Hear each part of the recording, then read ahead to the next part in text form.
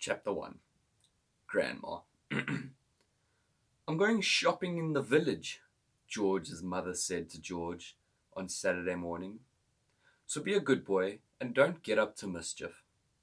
This was a silly thing to say to a small boy at any time. It immediately made him wonder what sort of mischief he might get up to. And don't forget to give your grandmother her medicines at 11 o'clock. The mother said. Then out she went, closing the back door behind her. Grandma, who was dozing in her chair by the window, opened one wicked little eye and said, Now you heard what your mother said, George. Don't forget my medicine.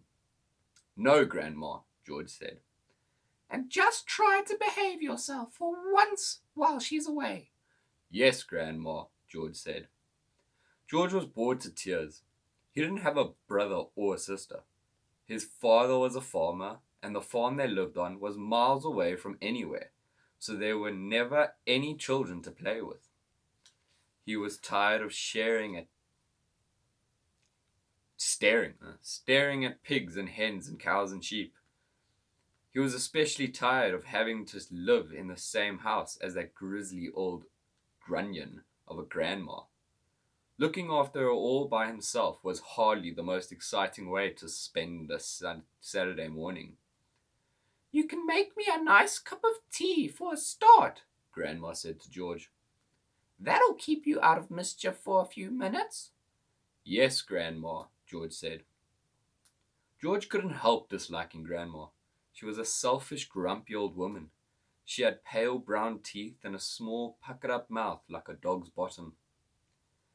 How much sugar in your tea today, Grandma? George asked her. 1 spoon, she said. And no milk. Most grandmothers are lovely, kind, helpful old ladies, but not this one. She spent all day and every day sitting in her chair by the window, and she was always complaining, grousing, grouching, grumbling, griping about something or other. Never once, even on her best days, had she smiled at George and said, Well, how are you this morning, George? Why don't you and I have a game of snakes and ladders? Or, how was school today? She didn't seem to care about other people, only about herself. She was a miserable old grouch. George went into the kitchen and made grandmother a cup of tea with a tea bag. He put 1 spoon of sugar in it and no milk. He stirred the sugar well and carried the cup into the living room. Grandmother sipped the tea. It's not sweet enough, she said. Put more sugar in. George took the cup back to the kitchen and added another spoonful of sugar. He stirred it again and carried it carefully into Grandma. Where's the saucer? She said. I won't have a cup of tea without a saucer. George fetched her a saucer. And what about a teaspoon, if you please? I've stirred it for you, Grandma. I stirred it well. I'll stir my own tea, thank you very much, she said. Fetch me a teaspoon. George fetched her a teaspoon. When George's mother or father were home, Grandmother never ordered George about like this.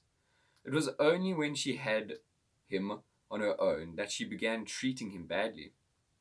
You know what's the matter with you, the old woman said. Oh, didn't do the voice. Staring at George over the rim of the teacup with those bright, wicked little eyes. You're growing too fast. Boys who grow too fast become stupid and lazy. But I can't help it if I'm growing fast, Grandmother, George said. Of course you can, she snapped. Growing's a nasty, childish habit. But we have to grow, Grandma. If we didn't grow, we'd never be grown-ups. Rubbish, boy, rubbish, she said. Look at me. Am I growing? Certainly not. But you did once, Grandma. Only very little, the old woman answered. I gave up growing when I was extremely small, along with all the other nasty childish habits, like laziness and disobedience, and greed and sloppiness and untidiness and stupidity. You haven't given up any of these things, have you? I'm still only a little boy, Grandma. You're 8 years old, she snorted. That's old enough to know better. If you don't stop growing soon, it'll be too late. Too late for what, Grandma? It's ridiculous, she went on. You're nearly as tall as me already. George took a good look at Grandma. She certainly was a very tiny person. Her legs were so short, and she had to have a footstool to put her feet on, and her head only came halfway up the back of the armchair. Daddy says it's fine for a man to be tall, George said. Don't listen to your daddy, Grandma said. Listen to me. But how do I stop myself growing? George asked her. Eat less chocolate, Grandma said. Does chocolate make you grow? It makes you grow the wrong way, she snapped. Up instead of down. Grandma sipped some tea, but never took her eyes from the little boy who stood before her. Never grow up, she said. Always down. Yes, Grandma.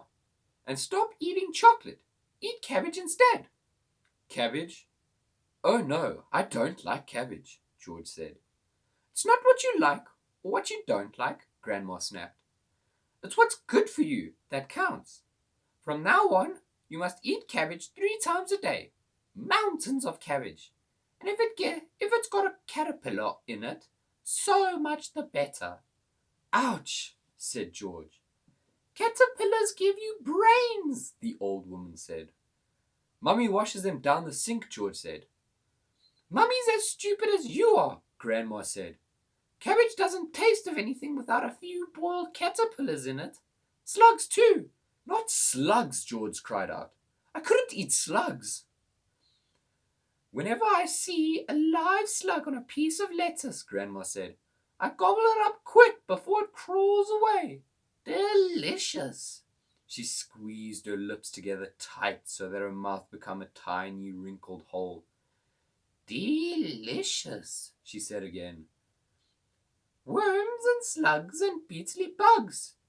You don't know what's good for you. You're joking, Grandma. I never joke, she said. Beetles are perhaps the best of all. They go crunch. Grandma, that's beastly. The old hag grinned, showing those pale brown teeth. Sometimes, if you're lucky, she said, you get a beetle inside the stem of a stick of celery. That's what I like. Grandma, how could you? You find all sorts of nice things in sticks of raw celery, the old woman went on. Sometimes it's earwigs. I don't want to hear about it, cried George. A big fat earwig is very tasty, Grandma said, licking her lips. But you've got to be very quick, my dear. When you put one of those in your mouth, there's a pair of sharp nippers on its back end, and if it grabs your tongue with those, it never lets go. So you've got to bite the earwig first. Chop, chop, before it bites you. George started edging towards the door. He wanted to get as far away as possible from this filthy old woman. You're trying to get away from me, aren't you? She said, pointing a finger straight at George's face. You're trying to get away from Grandma? Little George stood by the door, staring at the old hag in the chair. She stared back at him. Could it be, George wondered, that she was a witch? He had always thought witches were only in fairy tales, but now he was not so sure. Come closer to me, little boy, she said, beckoning him with a horny finger. Come closer to me, and I'll tell you secrets. George didn't move. Grandma didn't move either. I know a great many secrets, she said, and suddenly she smiled.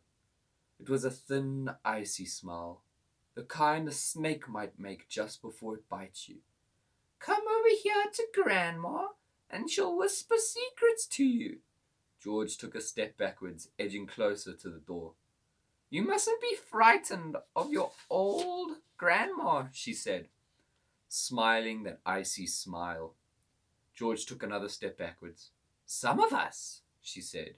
and all at once she was leaning forward in her chair and whispering in a throaty sort of voice George had never heard her use before. "Some of us," she said, "have magical powers that can twist the creatures of this earth into wondrous shapes." A tingle of electricity flashed down the length of George's spine. He began to feel frightened. "Some of us," the old woman went on, "have fires on our tongue and sparks in our bellies and wizardry in the tips of our fingers. Some of us know secrets that would make your hair stand straight up on end and your eyes pop out of their sockets." George wanted to run away, but his feet seemed stuck to the floor.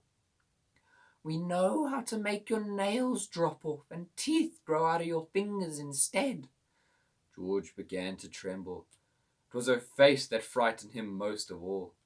The frosty smile, the brilliant, unblinking eyes. "We know how to have you wake up in the morning with a long tail coming out from behind you." "Grandma!" he cried out. "Stop!" "We know secrets, my dear, about dark places where dark things live and squirm and slither all over each other." George made a dive for the door. "It doesn't matter how far you run," he heard her saying. "You won't ever get away." George ran into the kitchen, slamming the door behind him.